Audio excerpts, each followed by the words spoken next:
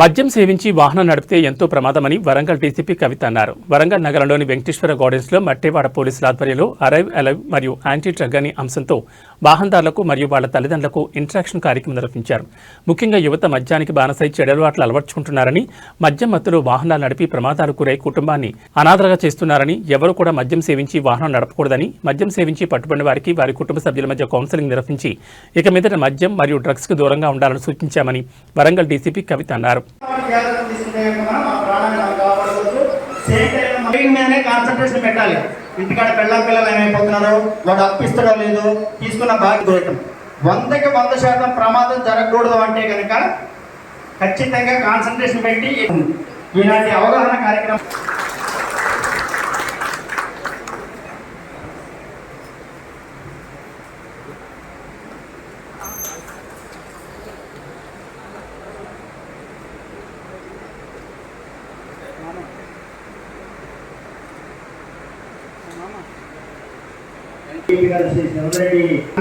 మన ప్రేమించే వ్యక్తులు, మనకు అత్యంత కావాల్సిన ఆప్తులు. ఎందుకంటే కుటుంబానికి నీకంటే ఎక్కువ ఎవరు లేరు. సో ఇట్లాంటి వాళ్ళు ఇంటి దగ్గర బయలుదేరి వాళ్ళ పనులు చేపట్టడం జరిగింది. ఇది కాకుండానే రాష్ట్ర వ్యాప్తంగా మనకి నేషనల్ రోడ్ సేఫ్టీ మంత్ జనవరి 1 నుంచి జనవరి 30 స్టూడెంట్స్ ఉపయోగిస్తారు, ఆటో వాళ్ళు ఉపయోగిస్తారు, 2 వీలర్స్ వాళ్ళు ఉపయోగిస్తారు, 4 వీలర్స్ వాళ్ళు ఉపయోగిస్తారు, అందరూ ఉపయోగిస్తారు. రోడ్డు అనేది అందరికీ సంబంధించింది.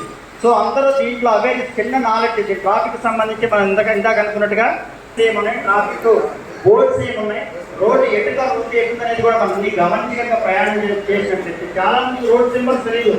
మన రోడ్డు మీద ప్రయాణం చేస్తే రోడ్డు చాలా సింబల్స్ కనిపిస్తాయి మనకి, కానీ వాటి గురించి మనం ఎవరూ పట్టించాం.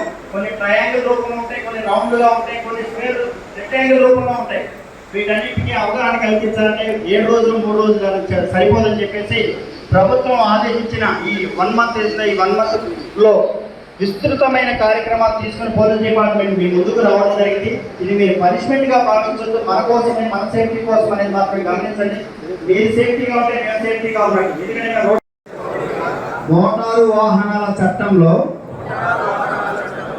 పొందుపరిచిన రోడ్డు నియమ నిబంధనలు పాటిస్తానని, ఇతరులకు శ్రేయస్సుని, తోటి రోడ్డు వినియోగదారులను గౌరవిస్తానని, రోడ్డు ప్రమాదాలు జరగకుండా నా కర్తవ్యాలను శ్రద్ధతో అంతఃకరణ శుద్ధితో నిర్వహిస్తానని, రోడ్డుపై ప్రయాణించేటప్పుడు ట్రాఫిక్ నియమాలను ఉల్లంఘించనని, ప్రమాదం కానీ లేకుండా ప్రజలందరూ మన రోడ్లపై సురక్షితంగా ప్రయాణం చేయడానికి